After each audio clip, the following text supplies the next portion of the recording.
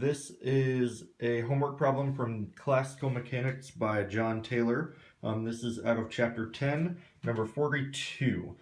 In this question, we are asked if we are rotating a book that is tied down along its longest or shortest axis of symmetry, what will the small oscillations in the other axes be? Now we see here the small oscillations in the opposite direction of the rotation. We'll be analyzing that further. The first thing we need to do is measure the dimensions of the book. This book gave us dimensions of 24 centimeters by 16 centimeters by 4 centimeters.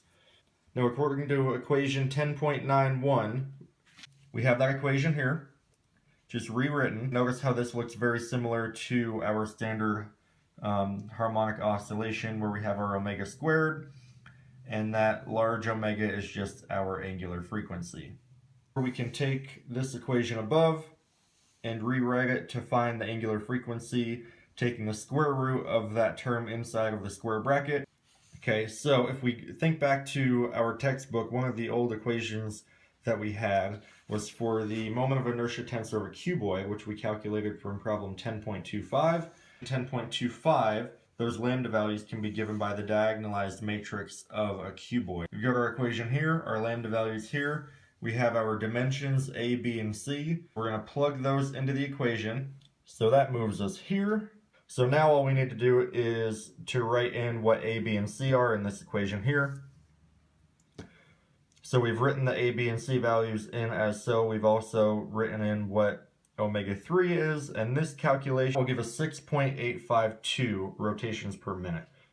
At 7.5 RPM, the book will tend to oscillate in the opposite direction at 6.852 RPM.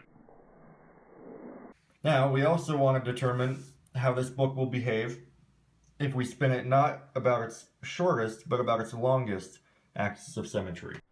And here we're rotating around the longest axis of symmetry, again assuming that we're rotating at 7.5 RPM.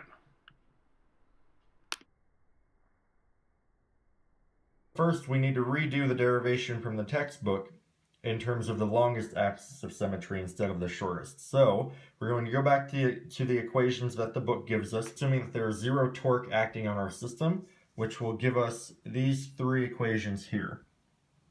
Okay, now if we assume that we're rotating around the longest axis of symmetry, omega 2 and omega 3 are going to be very small, which means that those multiplied together we can assume to be zero.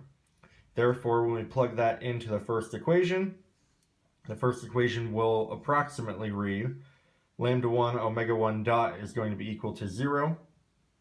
So omega 1 will be a constant. So what we've done here is we've taken the second time derivative of omega 3 using the third equation, and that's given us such. Again, we're assuming that omega 1 is a constant as before, so we just took the time derivative of omega 2, and then we'll use our second equation to find omega 2 and plug it in here, and we'll get an equation that looks like so.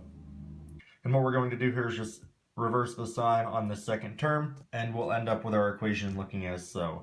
So again, we can use this value inside of the square bracket to determine the angular frequency as given here, and we're also going to assume again that that was 7.5 revolutions per minute. So all we need to do now is plug in our lambda 1, 2, and 3 values and determine our new angular frequency. So again, we've written that all out, and that's going to give us a resulting angular frequency of 4.52 revolutions per minute. If we look back at our two angular frequency equations for our longest and shortest axes, we notice that we only needed to switch out lambda 1 for lambda 3 and omega 1 for omega 3 and vice versa. Now the final question is, what happens if we spin it around the middle axis? We've talked about the shortest and longest, but not about the middle.